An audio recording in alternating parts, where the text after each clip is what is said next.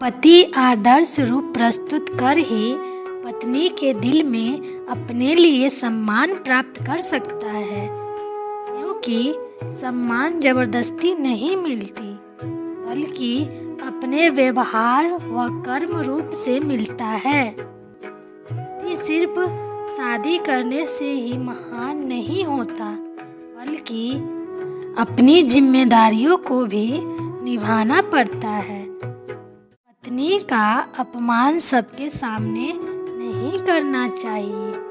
जरूरी नहीं कि पत्नी को डांट कर ही कोई बात बताई जाए। रिश्ता मजबूत करना है तो उसे प्यार से बोलिए और प्यार से कोई बात समझाए, वरना प्रेम भरे जीवन में दरार पड़ जाती है।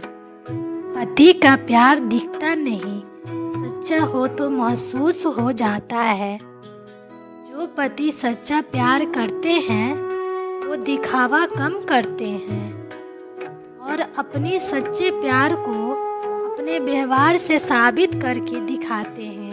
पति का व्यवहार अगर पत्नी के साथ अच्छा है तो रिश्तों में क्रोध और अहम की बढ़ोतरी नहीं होती है, रिश्ता खुशहाल होता है, वरना रिश्तों में कोई मिठास नहीं होती।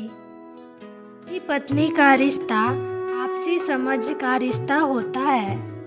अगर सोच ही नहीं मिलेगा और साथ मिलकर नहीं चलेंगे तो रिश्ता प्यार भरा नहीं रहेगा, क्योंकि ताली एक हाथ से नहीं बजती, दोनों हाथों को मिलाकर ही ताली बजती है। एक अच्छे पति के लिए पत्नी की भावना महत्वपूर्ण होती है। वो हमेशा ख्याल रखते हैं कि पत्नी की भावनाओं को कभी ठेस न पहुँचे। ये पत्नी का हम साथी होता है, उसकी खुशी व दर्द में समान रूप से सहभागी होता है। पति पत्नी अगर समझ पर टिकी हो तो प्यार कभी खत्म नहीं होती है, क्योंकि समझ की नींव मजबूत होती है जो जीवन खूबसूरत बना देती है। पति की लंबी उम्र की कामना पत्नी करती है।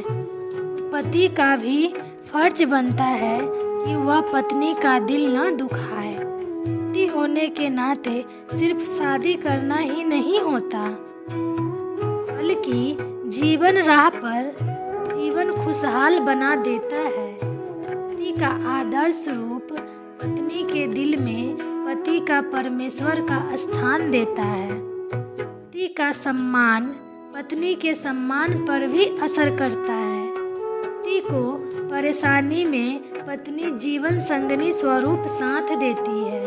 पति अच्छा हो तो पत्नी का जीवन निखर जाता है, वरना जीवन बिखरते देर नहीं लगती। पति पत्नी को अपनी धर्म पत्नी बनाता है, तो उसका फर्ज होता है कि अपनी पत्नी का धर्म अनुसार ख्याल रखे। एक पत्नी को अपने पति के सकारात्मक साथ की जरूरत होती है। अगर पति उसका साथ देता है तो जीवन संवर जाता है, वरना दोनों साथ होकर भी अकेले होते हैं। पति को किसी दूसरे नारी से अपनी पत्नी का तुलना नहीं करनी चाहिए, वरना जीवन में उथल पुथल कभी शांत नहीं होती।